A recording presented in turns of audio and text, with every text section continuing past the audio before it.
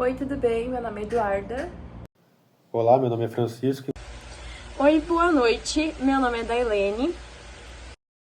Olá, eu sou a Letícia e hoje viemos falar um pouquinho sobre a evolução, mais especificamente sobre a evolução dos seres humanos.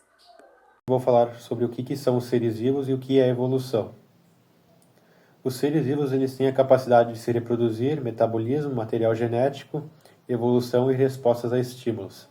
Diferente dos seres inanimados, os seres vivos possuem células. E a evolução é um termo utilizado para referir-se a mudanças que ocorrem no organismo ao longo do tempo, possibilitando a variabilidade genética. Quando falamos de evolução, é extremamente importante destacar três ideias hoje que envolvem toda essa temática. A primeira delas hoje é o darwinismo, uma teoria, uma ideia que afirma que o meio ambiente, o ambiente, seleciona os seres mais adaptados e passa essa característica que faz com que eles sejam mais adaptados para os descendentes, ou seja, passa as características boas. Além disso, nós temos hoje o lamarckismo, que possui duas teorias dentro deles. Hoje a lei do uso e desuso, onde a lei, na teoria, onde essa teoria afirma que as características mais usadas e mais desenvolvidas são passadas para os descendentes, enquanto as características menos desenvolvidas acabam atrofiando. E tem também dentro do lamarckismo a teoria da herança dos caracteres adquiridos, onde afirma que ao longo da vida do ser vivo ele acaba adquirindo algumas características e essas características adquiridas são passadas aos descendentes, algo que a gente hoje já tem a comprovação de que é mito. E por fim, tem hoje também toda a teoria do neodarwinismo, que é uma teoria baseada no darwinismo, mas com mais algumas ideias de outros pensadores, outros cientistas.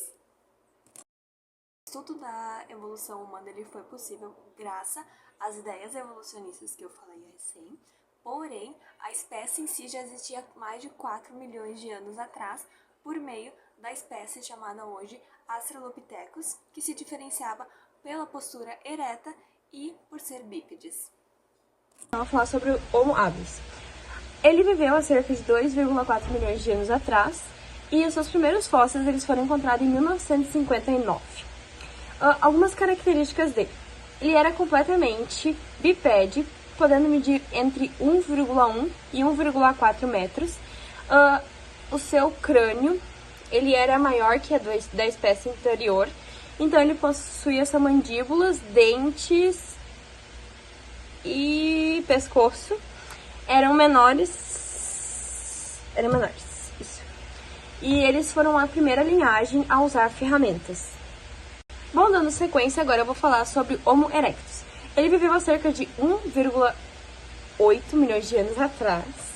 E os seus fósseis eles foram encontrados entre 1990 e 1995. Ele era completamente bipede, podendo medir 1,4 e 1,8. Então ele já era um pouquinho maior que o anterior. Então ele possuía um crânio maior que o da espécie anterior e seus ossos espessos possuíam ponte nasal preeminente.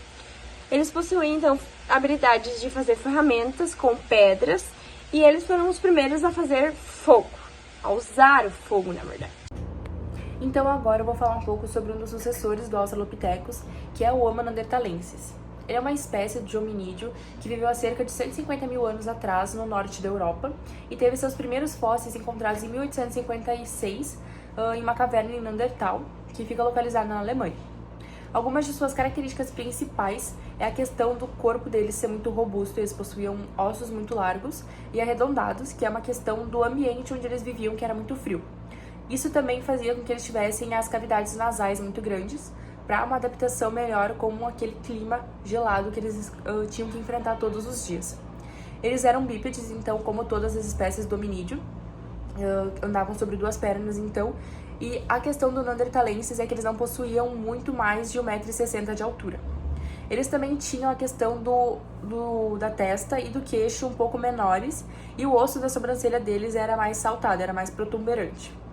A caça que eles realizavam era de animais de porte grande, e eles faziam isso utilizando lanças, então, de ponta, e é por isso que eles tinham que ter o corpo mais grande para conseguir carregar essa caça deles, que era o alimento que eles iriam ter para eles e para os seus companheiros de caça ou companheiros de vida.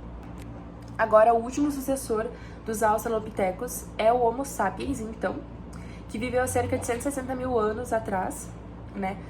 Sendo hoje datado, então, a única espécie hominídeo que vive até hoje, então. Isso não se sabe ainda o motivo, não é comprovado pela ciência, porém sim, ele é a única espécie de hominídeos que vive até hoje. Ele foi...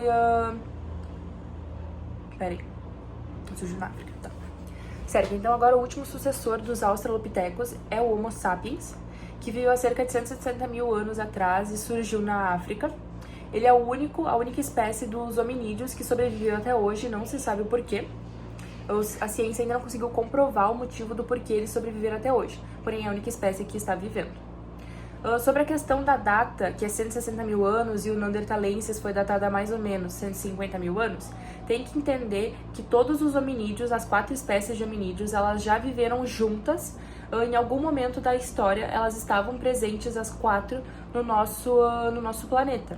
Porém, elas podiam não ter uma relação, eles podiam não conviver, porém eles ainda estavam presentes. As 4 espécies já estiveram presentes no planeta Terra. Isso foi comprovado pela ciência. Então, eles têm os primeiros fósseis deles encontrados em 1967, na Etiópia. E as suas características, as principais características deles, é que eles eram bípedes também, e da mesma forma que os Neanderthalenses, eles possuíam em média 1,60 m de altura. Porém, a questão do cérebro deles é que eles possuíam um cérebro muito mais desenvolvido, tanto na questão da fala, a questão de produzir materiais e instrumentos de trabalho muito mais modernos e funcionais, que eles conseguiam lidar com isso de forma clara e facilitada, então, né, eles possuíam essa questão muito melhor. A questão de racionalidade também era muito mais presente, eles eram uma espécie dos hominídeos muito mais inteligente, então, dizendo assim, eles tinham uma capacidade mental muito maior do que as outras espécies. E talvez esse seja um dos motivos pelo qual eles ainda estejam vivos até hoje, a questão de adaptação deles com as mudanças do mundo. Eles conseguiram se adaptar mais facilmente, já que eles conseguiam criar coisas ao seu favor com muito mais facilidade. Com esse trabalho, nós podemos concluir, então, que a evolução das espécies nos possibilitou uma diversidade genética muito maior, que Darwin e Lamarck, eles tiveram um papel muito importante para auxiliar outros cientistas a conseguirem entender o funcionamento da vida dos seres humanos, a evolução dos seres humanos e como eram a vida dos antepassados da nossa espécie. E também nós conseguimos entender mais facilmente a evolução dos seres humanos e como isso trouxe a modernidade para os dias atuais e como o ser humano se adaptou a isso. Então eu agradeço muito a atenção que você teve pelo nosso trabalho e espero que tenha entendido como que é o conceito de evolução e como que é o funcionamento então da evolução dos seres humanos com o passar dos anos.